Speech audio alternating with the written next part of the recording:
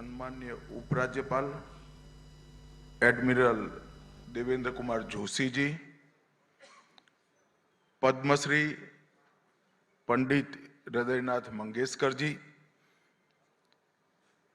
जिनका इस कार्यक्रम में बहुत बड़ा योगदान रहा है, महाराष्ट्र सरकार के संस्कृति और सूचना प्रौद्योगिकी मंत्री श्री आशीष शेलार जी,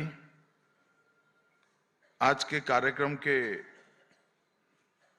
उत्सव मूर्ति श्री अमेया हेटे और श्री नरेंद्र हेटे जी, और आज इस सभागार में उपस्थित वीर सावरकर जी को श्रद्धांजलि देने के लिए, उनके विचारों को, उनके कर्तृत्व को और उनके जीवन कवन को एक प्रकार से पूरे देश तक पहुंचाने के लिए सभागार में उपस्थित सभी भाइयों बहनों को मेरा प्रणाम, राम राम। मित्रों, आज एक पवित्र भूमि पर हम सब एकत्र आए हैं। आजादी के पहले जिसको यहां लाया जाता था, अपने आप कोई नहीं आता था। जिसको यहां लाया जाता था, परिवार उसको भुला देता था। काला पानी की सजा उस जमाने में कोई नहीं सोचता था कि काला पानी की सजा से कोई वापस भी आएगा, और अगर वापस भी आया तो शरीर, मन, आत्मा इतने शीर्ण विशीर्ण हो जाते थे कि वो अपने मूल स्वरूप को कभी प्राप्त नहीं कर सकता था। परंतु आज ये हम सब भारतवासियों के लिए एक तीर्थ स्थान बना है, क्योंकि यहां पर वीर सावरकर ने अपने जीवन के सबसे कठिन समय को बिताया है। ये स्थान हमारे स्वतंत्रता संग्राम के दूसरे महान स्वतंत्रता सेनानी सुभाष बाबू की स्मृति से भी जुड़ा है, क्योंकि जब आजाद हिंद फौज ने भारत को आजाद कराने का प्रयास किया, तब सबसे पहले भारत की जिस भूमि को आजाद कराया, उसमें यही अंडमान निकोबार द्वीप समूह था, जहां सुभाष बाबू 2 दिन भी रहे थे। और उन्होंने ही इस वक्त इस द्वीप समूह को शहीद और स्वराज 2 नाम देने का सुझाव दिया था, जिसको नरेंद्र भाई ने प्रधानमंत्री बनकर जिसको जमीन पर उतारने का काम किया। अंडमान निकोबार एक द्वीप समूह नहीं है, एक प्रकार से असंख्य स्वतंत्रता सेनानियों के तप, त्याग, समर्पण और अक्षुण्ण राष्ट्रभक्ति के भूमि है। यहीं पर अनेक लोगों ने अपने जीवन की आहुति भी दी है। यहां पर अनेक स्वतंत्रता सेनानी, मैं बहुत डिटेल सेल्युलर जेल के रिकॉर्ड का स्टडी किया हूं। 2 ही जहां से यहां स्वतंत्र सेनानियों को फांसी नहीं मिली है। समग्र भारत से, हर प्रांत से कोई ना कोई इसको यहां पर फांसी के फंदे पर लटकाया गया। ये तपोभूमि है। और मित्रों, आज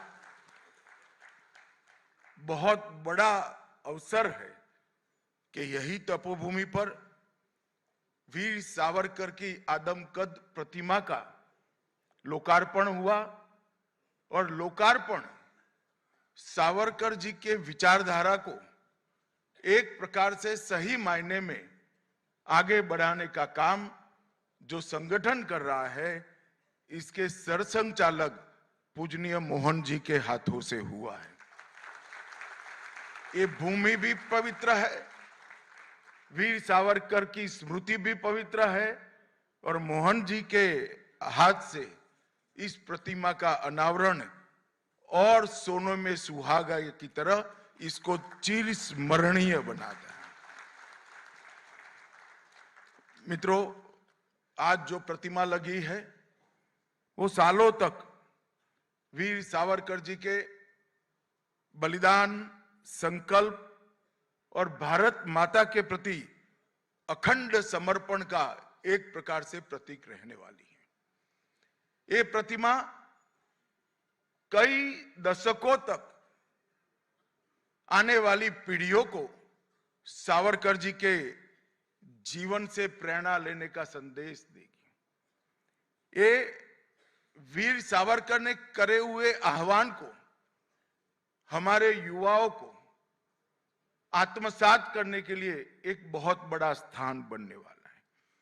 वीर सावरकर का साहस का संदेश, मातृभूमि के प्रति कर्तव्य परायणता का संदेश, दृढ़ता का उनका गुण और राष्ट्रीय एकात्मता और सुरक्षा और समृद्ध राष्ट्र की कल्पना को युवाओं को सौंपने का एक बहुत बड़ा स्थान बनेगा।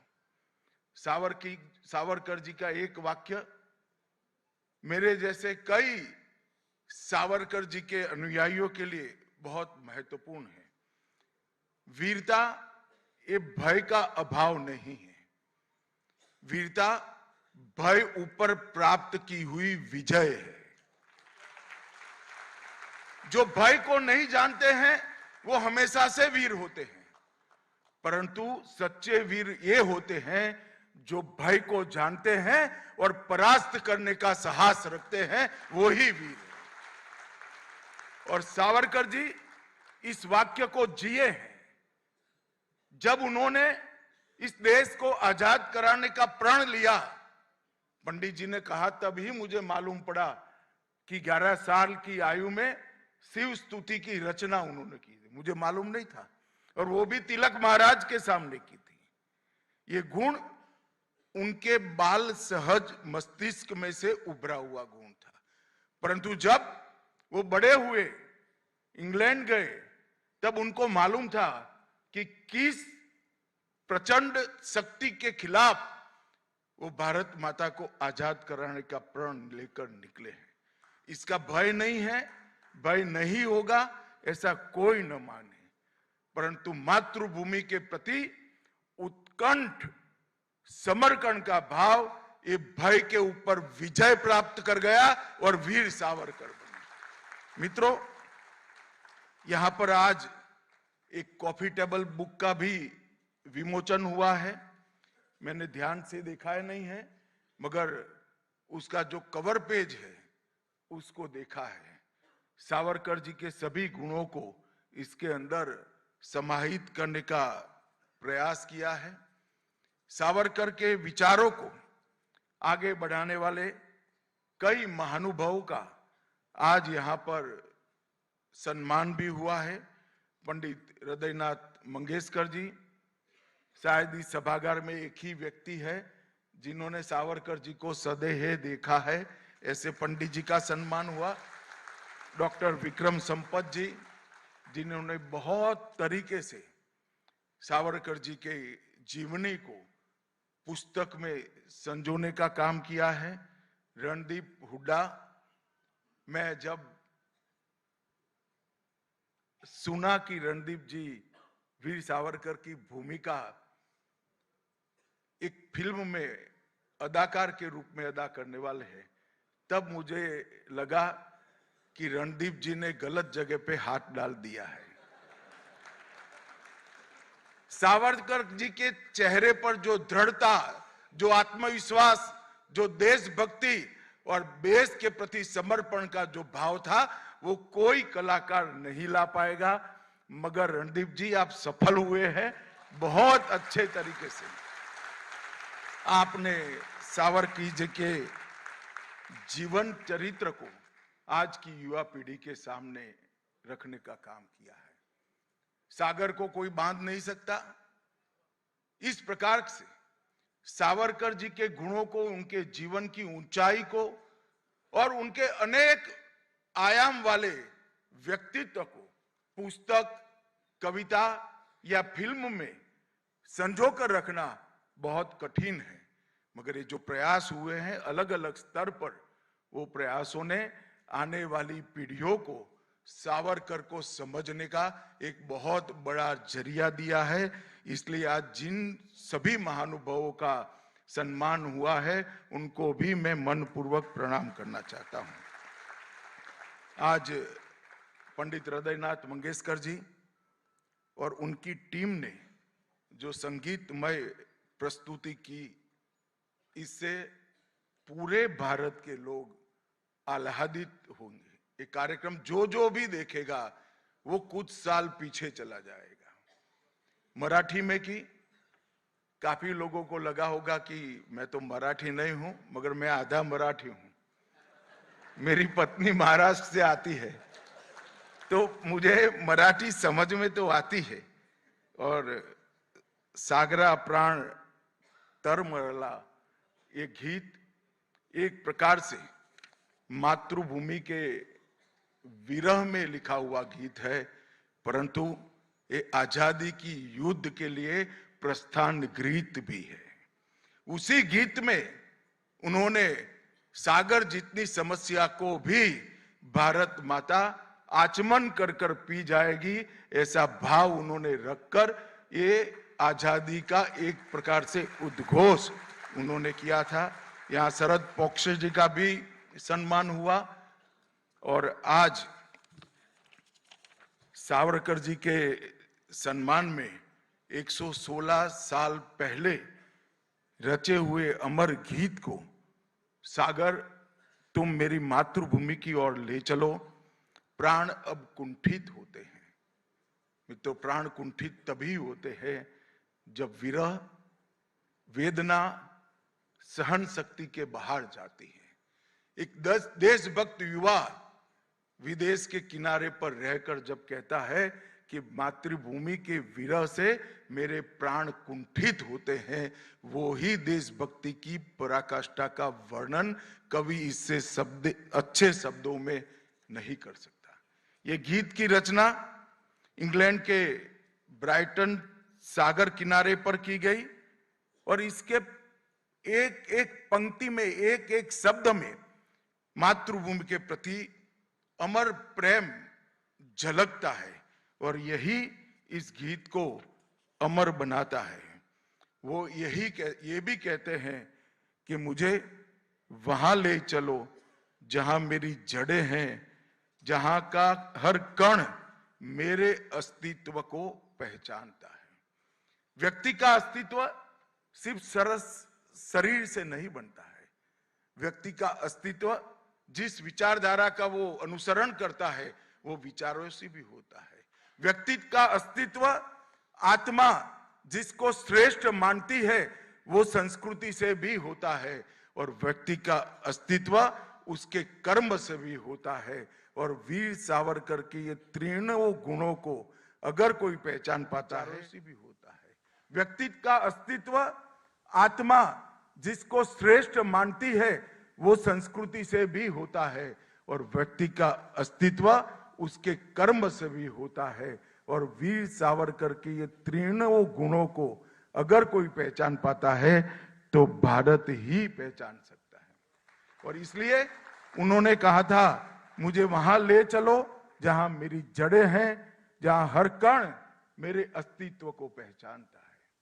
मित्रों, मैं बहुत छोटा था, सावरकर जी के बारे में उस वक्त के शिक्षा पाठ्यक्रमों में कोई बहुत पढ़ाया नहीं जाता था, मगर जब मैं विद्यार्थी परिषद का कार्यकर्ता बना, हम सबके मार्गदर्शक थे प्रोफेसर नारायण राव भंडारी। नारायण राव भंडारी ने मुझे एक पंक्ति दी।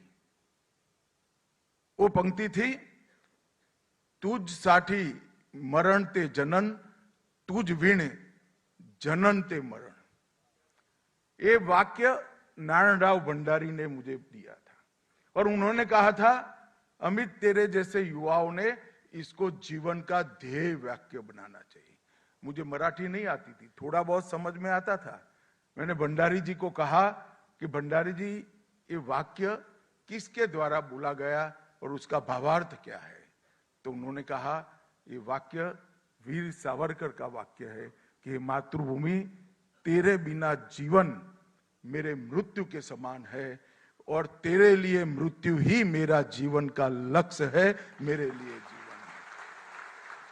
और मित्रों, ये वाक्य ने अनेक युवाओं को जीने की प्रेरणा दी होगी, मरने की प्रेरणा दी होगी। मैं आज इस मंच के माध्यम से देश के युवाओं को भी कहना चाहता हूं, एक समय था जब देश के लिए मरने की जरूरत थी, देश के लिए शहीद होने की जरूरत थी।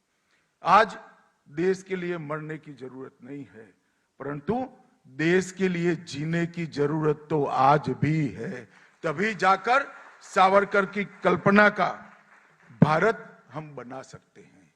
हमारे युवा अगर सावरकर जी की कल्पना का भारत बनाना चाहते हैं तो जिस क्षेत्र में आप काम करते हैं वो क्षेत्र के अंदर सावरकर जी की प्रेरणा के अनुरूप जीवन जीकर जीवन का लक्ष्य सुरक्षित और सबसे समृद्ध भारत माता की रचना करना, भारत की रचना करना, ये हमारा होना चाहिए। मित्रों, सावरकर जी के जीवन को जब ध्यान से देखते हैं तो ऐसा व्यक्ति आने वाली सदियों तक शायद फिर से इस पृथ्वी पर नहीं आएगा। इतना महान व्यक्तित्व, वो राइटर भी थे, वो फाइटर भी थे, वो जन्मजात देशभक्त थे, एक आर्ष दृष्टा भी थे, एक बहुत बड़े समाज सुधारक भी थे, एक बहुत बड़े कवि और लेखक भी थे। गद्य और पद्य दोनों पर सिद्धता हो ऐसे साहित्यकार बहुत कम है, मगर मैंने सावरकर जी के साहित्य को बहुत अच्छे से पढ़ा है। मैं निर्णय पर ही नहीं पहुंच सकता हूं कि वो अच्छे कवि थे या अच्छे लेखक थे, दोनों में वो उत्कृष्ट थे। वो एक बहुत बड़े भाषा शास्त्री थे। पंडित जी ने कहा ऐसे अनेक शब्द उन्होंने अपने आप बनाकर हमारी भाषाओं को पूर्ण करने का काम किया है। आज गृह मंत्रालय के अंतर्गत भारतीय भाषाओं का विभाग भी आता है, राजभाषा का विभाग आता है। तो राजभाषा मतलब हिंदी का प्रवाह, जीवन प्रवाह, और भारतीय भाषाओं का जीवन प्रवाह पर अध्ययन होते हैं। लगभग 600 से ज्यादा शब्द ऐसे हैं जो वीर सावरकर जी ने हमारी भाषाओं को पूर्ण करने के लिए हमारे शब्दकोश में दिए हैं। और मित्रों, मैं कुछ 2-3 शब्द आपको बताना चाहता हूं। हम पिक्चर देखते हैं, आर्ट डायरेक्शन किसका है? आर्ट डायरेक्शन सावरकर एरा के पहले कहीं इसका हिंदी नहीं था, कहीं इसका भारतीय भाषाओं में समावेश ही नहीं था। सावरकर जी ने कहा मैं विदेशी भाषा का उपयोग नहीं करूंगा। उन्होंने आर्ट डायरेक्शन को कला निर्देशन कर कर एक नए शब्द की रचना की। डायरेक्टर की जगह निर्देशक, ऐसे कई ऐसे शब्द हैं जो सावरकर जी की पेन से निकले। या तो उन्होंने शोधे या सृजन किया, परंतु उसको सामान्य बोलचाल में लाने का काम किया। मित्रों, एक हिंदुत्व के प्रति दृढ़ श्रद्धा रखने वाला एक जीवन था, जो आधुनिक भी था और परंपराओं को भी साथ में लेकर इसका वहन करने वाला भी था।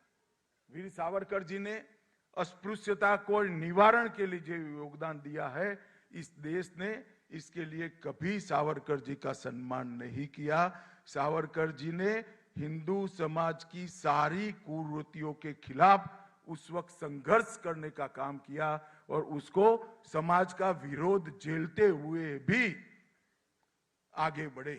एक क्रूस क्राय शरीर के अंदर कितनी प्रचंड दैदीप्यमान आत्मा बसती थी, कितना दृढ़ निश्चयी और देशभक्त व्यक्ति इसके अंदर जीवन जीता था।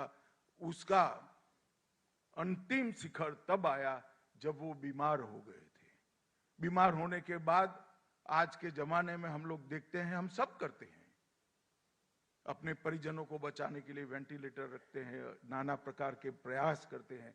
उन्होंने कहा कि एक क्रूस का शरीर अब भारत माता के कोई काम का नहीं है। मैं हिंदू हूं, मैं पुनः जन्म लूंगा अब मुझे जीने की जरूरत नहीं है और अपने आप का आत्म बलिदान करने का काम वीर सावरकर ने किया। मित्रों, ये बहुत बड़ी बात है। पुनर्जन्म के सिद्धांत पर जिसको हम सब सच मानते हैं, मगर कई जगह इसको मान्यता नहीं है। इसके प्रति इतना दृढ़ विश्वास और वो मृत्यु का कारण बने, वो सावरकर जैसा महान व्यक्ति ही कर सकता है। एक जीवन में 2 जन्मठी जिसको दे दी, वो व्यक्ति कितना भयजनक अंग्रेजों को लगता होगा, वो ही इनके प्रचंड सामर्थ्य का परिचायक है। आजादी के आंदोलन में अंग्रेज आए तब से गए तब तक किसी को फांसी तो दी, मगर एक जीवन में 2 जन्मटिप किसी को नहीं दी और वीर सावरकर को ही वो सम्मान प्राप्त हुआ। और जब सेल्युलर जेल में आए तब अंग्रेज जेलर ने उनको कहा कि सावरकर, आप आए तो हो मगर आपका आयुष्य इतना नहीं है, आप वापस कैसे जाओगे? उन्होंने कहा, मैं जरूर वापस जाऊंगा, तेरी सल्तनत की आयुष्य मेरे आयुष्य से कम है, मैं भारत माता को स्वतंत्र देख कर जाऊंगा। कितना दृढ़ आत्मविश्वास इस देश के भविष्य के प्रति, भारत माता की स्वतंत्रता के प्रति और इस देश के उज्जवल भविष्य के प्रति होगा। और मित्रों, आज मैं मानता हूं कि हम एक ऐसी भूमि पर बैठे हैं जहां भारतीय सशस्त्र क्रांति की नींव डालने वाले वीर सावरकर की भी ये भूमि पावन की है और उसका सर्वोच्च शिखर सुभाष बाबू थे, वो भी यहां अपने कदम रखे हैं। ये बहुत पवित्र भूमि है मान्यवर। आज सावरकर जी के जीवन को आज हमारे युवाओं ने इसमें से प्रेरणा लेने का काम सरल हो, इसलिए ढेर सारी चीजों का यहाँ प्रकाशन भी हुआ है और उसको बहुत संगीतमय रचनाओं के साथ यहाँ गाया भी गया है।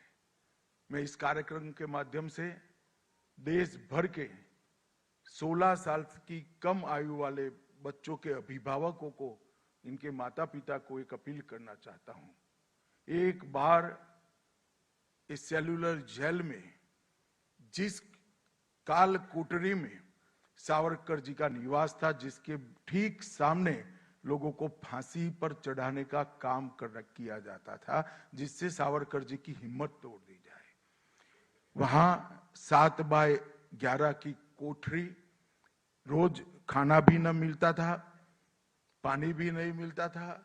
सावरकर जैसे विचारक व्यक्ति को किताबों से अलग रखा गया था।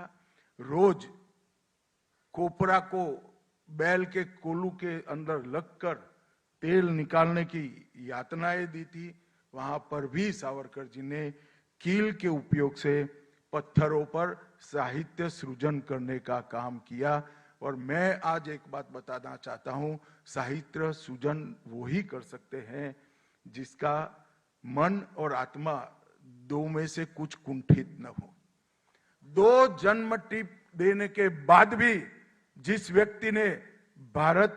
व्यक्ति के अंदर भारत माता की प्रार्थना के लिए, भारत माता के यशोगान के लिए साहित्य सृजन करने की हिम्मत है, उससे बड़ा कोई देशभक्त हो ही नहीं सकता। और उनके संकल्प ने ही एक कठोर कालखंड पारित करने की हिम्मत दी। एक ही जेल में 2 भाई रहने के बावजूद सालों तक एक दूसरे को देख नहीं पाए। कोई कल्पना कर सकता है? एक ही जेल में 2 भाई रहने के बावजूद कई सालों तक एक दूसरे का सामना नहीं हुआ। कितने जुर्म उस वक्त किए गए होंगे, वो इससे हमें मिलता है। सांस्कृतिक राष्ट्रवाद का चिंतन, जिसके आधार पर आज की सरकार चल रही है नरेंद्र भाई के नेतृत्व में, वो उन्होंने ही इसकी नींव व्याख्या करने का काम किया था।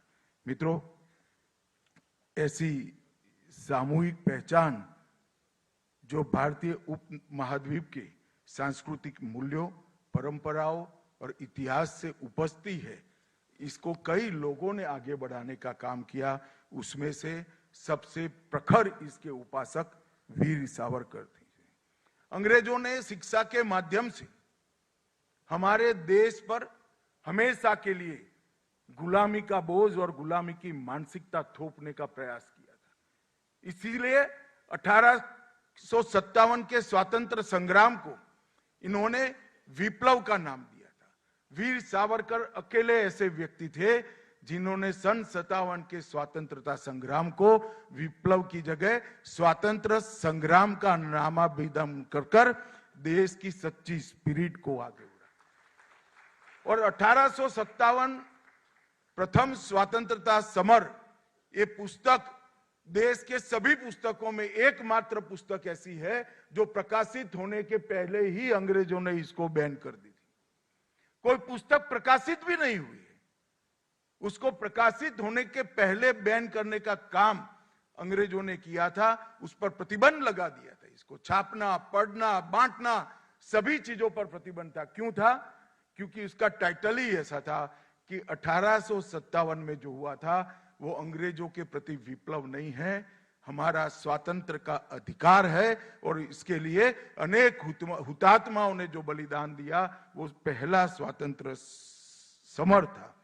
और रूढ़ियों के लिए भी उन्होंने बहुत सारे प्रयास किए कि हमारा देश रूढ़ियों से ऊपर उठे, रूढ़ियों को त्यागे। मित्रों, आज हम आजाद हुए हैं, लंबी यात्रा कर कर देश आज यहां पर पहुंचा है। नरेंद्र भाई के नेतृत्व में एक सरकार बनी है जो लगभग 12 साल से काम कर रही है। और जब देश के आजादी के 75 साल हुए तब नरेंद्र भाई ने एक आह्वान किया, देश के प्रधानमंत्री ने आह्वान किया है कि पंच प्रण के आधार पर हमारे देश की जनता ने हमारी शताब्दी तक, आजादी की शताब्दी तक जाना चाहिए। पंच प्रण में एक प्रण है गुलामी के कालखंड की सभी स्मृतियों को समाप्त कर कर नए विश्वास के साथ देश आगे बढ़े। और 15 अगस्त 2047 को एक ऐसे महान भारत की हम सब मिलकर रचना करें जो महान भारत समग्र विश्व के अंदर हर क्षेत्र में नंबर 1 पर हो। और मुझे पूरा विश्वास है आज ये आह्वान 140 करोड़ लोगों का संकल्प बना है।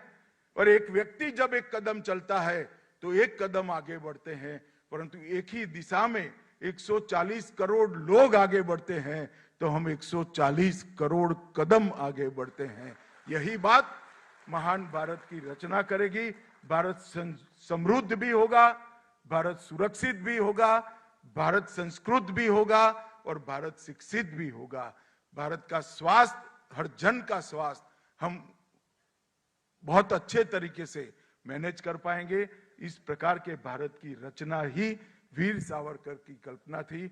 मैं आज यहां से एक जन्मजात देशभक्त, एक मूर्धन्य साहित्यकार और दृढ़ता के धनी, वीरता के धनी सावरकर जी को मन पूर्वक प्रणाम कर श्रद्धांजलि देना चाहता हूं।